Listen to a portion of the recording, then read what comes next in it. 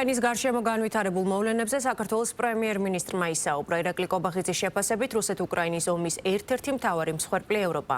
მანვე აღნიშნა, რომ ეგრეთ წოდებული მაიდნის შემდეგ ქვეყანაში მომხდარზე პასუხისმგებლობა არავინ აიღო. მთავრობის მეთაურის შეფასებით, ერთადერთი, ვინც საკუთარ ქვეყანაზე შეიძლება იყოს პასუხისმგებელი, არის ხალხი და მის მიერ არჩეული ხელისუფლება. მაიდანი გავიხსენოთ, ხო? ქვეყნის გარედან მოეწყო რევოლუცია, ეგრეთ წოდებული მაიდანი და ვინც ეს რევოლუცია მოაწყო, იმან პასუხისმგებლობა აღარ აიღო იმასე, რაც უნდა მომხდარიყო მოგვიანებით უკრაინაში და რა მოხდა? მაიდანი დასრულდა, იქიდან ერთ კვირაში თუ არსები დაიწყო პირველი ომი დონბასში. დონბასში პირველი ომი, უკრაინის პირველი ომი და შემდეგ ამას მოყვა 2022 წლის მეორე ომი. რაც იყო ამ ჯაჭვის გაგრძელება. შეხება ამ ომს ხო ძალიან მძიმედ ვითარდება პროცესები, თავისთავად უკრაინა არის ამ ვითარების ძალიან მძიმე მსხვერპლი და უკრაინელი ხალხი, რაც ძალიან სამწუხაროა, სულ ამაზეს ქვეყანა, არაჩვეულებრივი ხალხი და ქვეყანა მიწასთან გაასწორეს, ხო და კიდევ ერთხელ პასუხისმგებლობას ამაზე არავინ არ იღებს.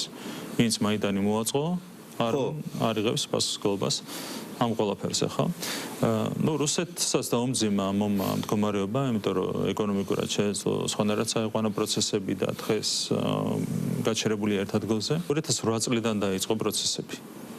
მანამდე ევროპაში იყო უწყვეტი მშვიდობა.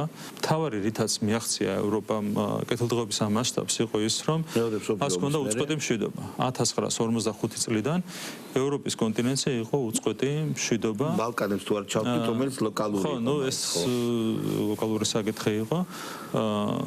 ჰქონდათ უწყვეტი მშვიდობა და ამით შექმნეს კეთილდღეობის მაღალი სტანდარტი. ამის შემდეგ იწყება აბსოლუტურად ხელოვნურად ინსპირირებული პროცესების საფუძველზე ომები. პირველი იყო რუსეთ-საქართველოს ომი, მეორე იყო რუსეთ-უკრაინის ომი და მესამე იყო რუსეთ-უკრაინის მეორე ომი. მიმდინარე. და მან დაარღვია მშვიდობა მთლიანად კონტინენტზე